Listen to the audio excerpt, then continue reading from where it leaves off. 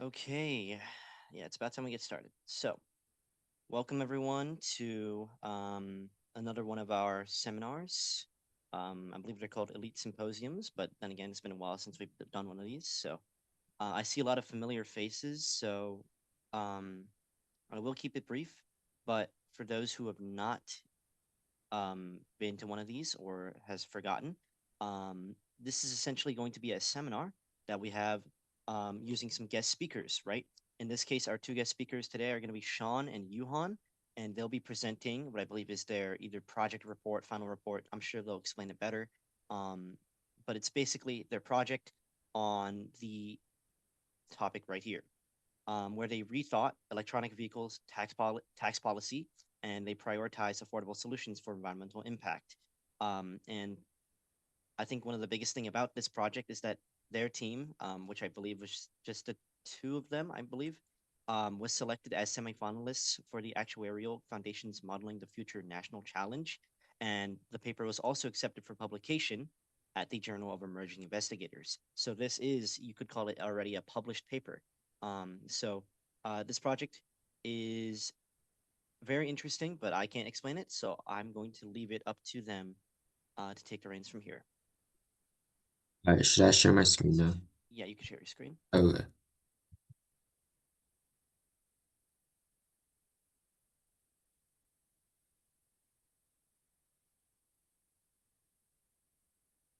All right, hello everyone. So welcome to our presentation. A little bit about myself. I'm Sean and I'm from Huron High School in Ann Arbor, Michigan. And I'm Youhan from South Pasadena High School in South Pasadena, California. And so Um, today we'll be discussing our research and we'll be exploring the current electric vehicle tax credits and if they should be used alternatively on hybrid vehicles. and here's an overview of what we'll be touching on today. So, the electric vehicle tax credit was introduced as a part of the Energy Improvement and Extension Act 2008, and it essentially guarantees it's a government initiative that encourages people to switch to more sustainable forms of transportation in the form of guaranteeing a tax credit. A typical EV tax credit would be $7,500 for qualifying households.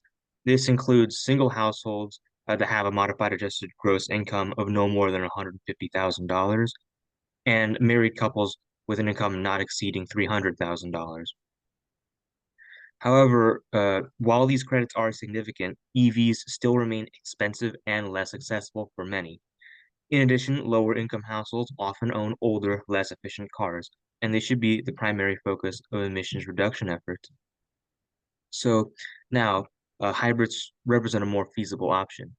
For example, the Toyota Prius, a popular hybrid, offers 55 miles per gallon with a manufacturer's suggested retail price of $27,950. On the other hand, electric models like the Tesla Model Y boast 100 miles per gallon, but come with a much higher price tag of $44,630.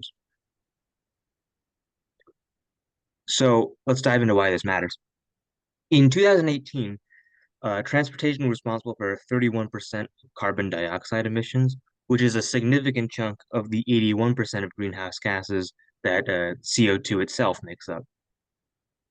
Car emissions don't just hurt our planet, they can also release harmful pollutants like nitrogen oxides and carbon monoxide, which impacts our health alongside our air quality. This is why addressing emissions is crucial. However, sustainable transport options remain out of reach for many lower income families. They often can't afford newer and more efficient vehicles. And this creates a barrier to reducing emissions effectively across all communities. So it's important to create an inclusive environment so that everyone can join in the effort to reduce harmful car emissions. And so that brings us to our research question. Does providing tax credits for hybrid vehicles lead to greater reductions in car emissions compared to tax credits for electric vehicles? So let's first dive into our data overview. So we collected our data from multiple established, credible sources such as the EPA, the DOE, the Energy Information Administration, and the AAA. Now, we collected data in three categories. One of them was the vehicle population and distribution.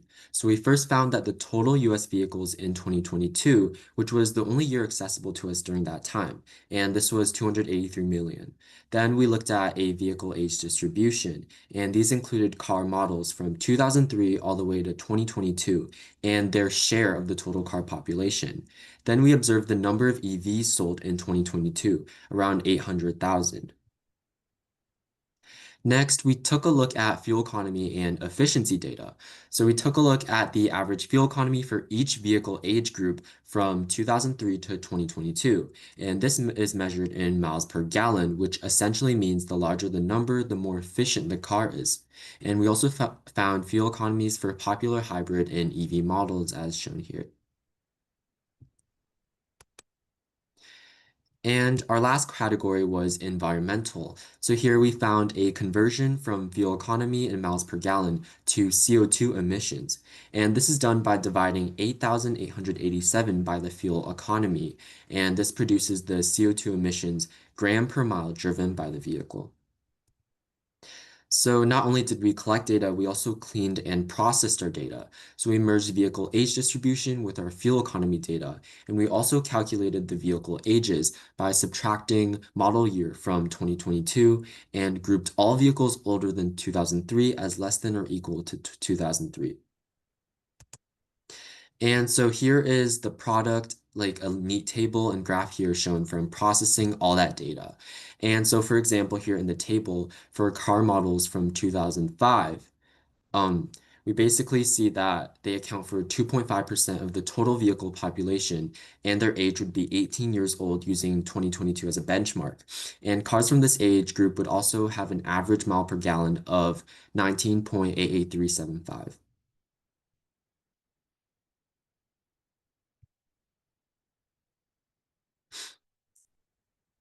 And Johan, you want to present this part? Youhan just disconnected. I don't know where you went. Oh, Huh. Okay. Well, in the meanwhile, okay. can we Well, go back it's, to the overview slide yeah. while we're I waiting? can get the slide if he's gone. Oh, you can get it? All right. Yeah. Guess that works. Okay, well, now we'll move on to the mathematical modeling section where we used to compare the impact of electric vehicles and hybrid tax credit policies. So let's start by addressing the key assumptions we made for our models. So these include that every new EV or hybrid replaces an older gas-powered car.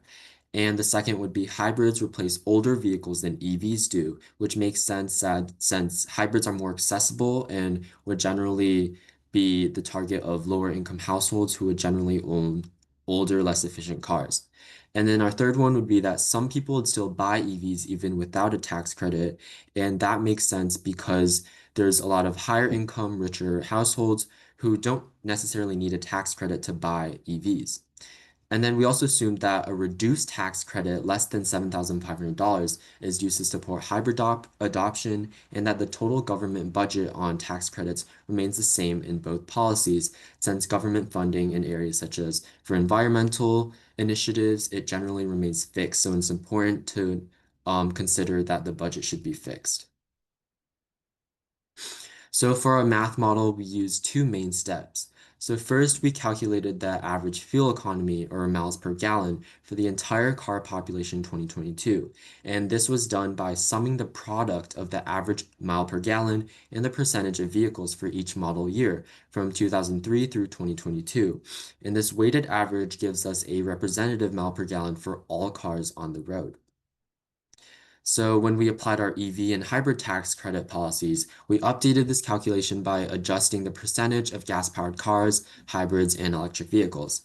And then second, we derived the total CO2 emissions from this average mile per gallon. And we used the conversion factor mentioned before, which was 8,887 grams of CO2 per gallon of gasoline. And we calculated the CO2 emissions per mile by dividing 8,887 by the average mile per gallon. And then assuming each vehicle drives 10,000 miles per year, we multiplied by the number of vehicles to get the total annual CO2 emissions in grams. And this gave us the total estimated CO2 emissions for each policy scenario using publicly available fuel economy data. All right, Johan's back. So All right, Yuhan, you got this slide? All right, give me a moment. Where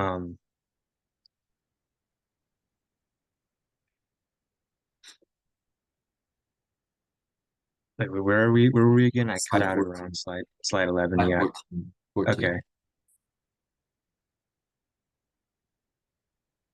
So another key part of our math model is determining the age of gas-powered cars being replaced, since older cars tend to emit more CO2. So this significantly affects the estimated emissions reduced under each policy. We modeled this in two ways. First of all, we used a simple uniform distribution. For example, if 1,000 gas cars are replaced and they all fall evenly within the 11 to 20 year range, we assigned 100 cars to each age group. This assumes each vehicle is equally likely to be any age within that range. It's simple, but it's not necessarily realistic. Secondly, we used a normal distribution to better reflect real-world data. Most cars being replaced are likely somewhere in the middle of their life cycle, not extremely new or old. So we modeled the replacement age using a normal distribution with a mean of 10 years and a standard deviation of 2. That means about 95% of replaced cars fall between 6 and 14 years old, which aligns more closely with expected vehicle lifespans. To generate this age data, we use Python to simulate a realistic distribution. This helped improve the accuracy of our fuel economy and emission estimates in the model. So now on to the results. So let's start by reviewing the two tax credit policies we compared.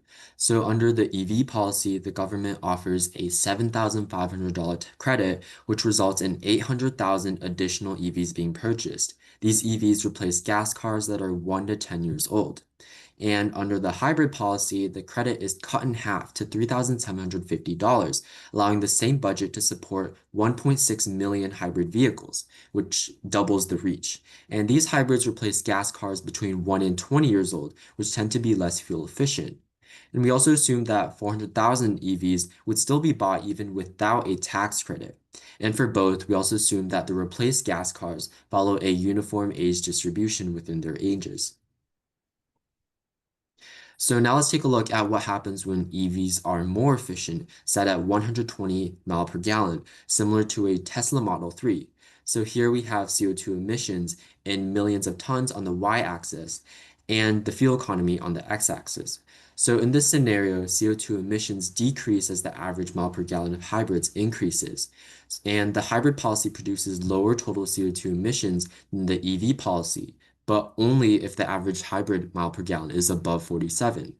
And this shows that hybrids can outperform EVs if they are fuel efficient enough and if they replace older, higher emission cars. And now we adjust the EV efficiency to 100 mile per gallon, closer to a model like the Chevrolet Equinox EV. Now with this lower EV efficiency, the hybrid policy becomes even more effective. Here, the hybrid policy results in lower CO2 emissions as long as the hybrid vehicles average more than 42 mile per gallon. So even though EVs are cleaner per mile, replacing more and older gas vehicles with hybrids can lead to greater overall emission reductions, especially if EVs are less efficient, as in this case. So in our research, we made a lot of assumptions, but assumptions can be wrong. So that brings us to our sensitivity analysis, where we tested how changes in assumptions affect CO2 emissions under the hybrid policy. So in our main model, we assumed that hybrid tax credits are $3,750, replace gas cars between 1 and 20 years old, and that 50% EVs would still be purchased without a credit. But what happens if we change those assumptions? So this graph here shows the effect of changing the age distribution of replaced gas-powered cars. And the green line here shows the original assumption. Cars are replaced evenly from ages 1 to 20. The blue line here assumes that the replaced cars are older, between 11 and 20 years old. And as you can see, CO2 emissions drop more steeply because older cars tend to be less fuel efficient. And the red line here shows what happens when we generate ages from a normal distribution, as mentioned before in the math modeling section, centered at 10 years old. This results in slightly higher emissions than the uniform cases, since more midlife cars are being replaced instead of the oldest ones. The dashed purple line here represents total CO2 emissions under the EV policy, which serves as a benchmark. So overall, this analysis shows that the hybrid policy becomes even more effective when it replaces older gas cars, and that the age distribution assumption has a meaningful impact on emission outcomes. And so here we have our second sensitivity analysis, where we tested how results change based on two factors, the size of the hybrid tax credit and the percentage of individuals who would still buy EVs without a credit. So we kept the hybrid mile per gallon fixed at 55 and the EV mile per gallon at 120. Then we ran 25 different scenarios combining 5 incentive amounts and 5 EV adoption rates. So this heat map shows the difference in total CO2 emissions between the hybrid and EV policies. So positive values here in blue would mean that the hybrid policy emits less CO2, and the negative values here in orange or red here would mean that the EV policy performs better. So what we found is this. When more people keep buying EVs on their own and the hybrid credit is lower, the hybrid policy is much more effective, replacing more gas cars with efficient hybrids.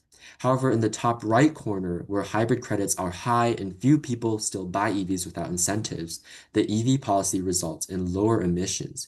So this analysis shows that the hybrid policy works best when it reaches more people and when EV adoption is already high without relying on these subsidies. So we conclude that hybrid incentives outperform EV credits in reducing emissions by targeting older, inefficient vehicles. This approach achieves broader adoption and greater CO2 reductions while maintaining accessibility, and this is consistently supported by sensitivity analyses. So now on to our recommendations. We encourage households to transition away from traditional gas vehicles due to their inefficiencies. We also recommend the transition to more efficient vehicles like electric vehicles or in particular hybrids as they are more affordable. Take advantage of tax credits, but evaluate the costs carefully. For policymakers, we recommend them to consider redirecting incentives to hybrids. We suggest two different tools they can use to evaluate this decision. First, they can use a model like this one to compare CO2 emissions under both policies by varying incentives, fuel economies, ages of replacing cars, and the percentage of households that will still buy EVs when there is no incentive for them.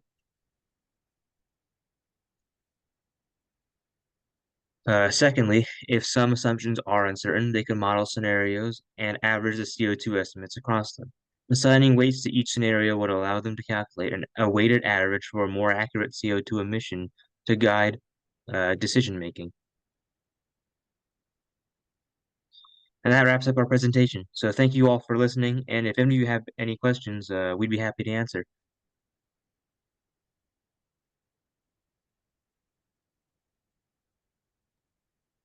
All right. Thank you to Sean and Yuhan for the presentation. It was very well researched, and I mean, clearly it was pretty good because, well, you guys won those awards. Um, I guess my question would be is this is kind of like not really a content related question, but when you submitted your project or like whatever it was to those like journals or to those like competitions, was it you guys presenting like this presentation or was it kind of more like a report that you kind of detailed? Yeah, we Yeah, have a report, like a written report on this as well. Oh, This okay. presentation was based on the written report. So this is So like a more like palatable like version of like all your yeah, it's to make research. it like more digestible, Yeah, yeah. essentially, yeah. Okay. What kind of like research methods did you use to do this? Like, did you just find data off the internet, or did you have to like do anything crazy like on the field? So yeah, we mainly relied on publicly available data. So we went on like the government sites and found their information on like vehicle data and all that sorts of stuff. And then we also looked into other sources where we found like the conversion factors and that sorts of stuff and kind of just connected the dots and found these patterns and then used that in our research. Okay. And then I guess my final question is, what kind of like why did you choose this topic? Like, how did you guys stumble upon this together as opposed to anything else? um, well, I'd say we're both pretty um passionate about um like the environment and climate change and such. Um, and I believe Sean's father works in the auto industry, so that's how we got into Oh, it. cool. Yeah, and like especially with like increasing climate issues and how big of a factor and role that transportation plays in it, it's important to help like address these issues. And also the fact that we observed how the current tax credit isn't necessarily inclusive, since these electric vehicles are really expensive and out of reach for many lower income households. So it's important to think of alternative solutions that creates this collaborative and inclusive approach to solving climate issues. Okay, thank you very much. Does anyone else have questions for these two?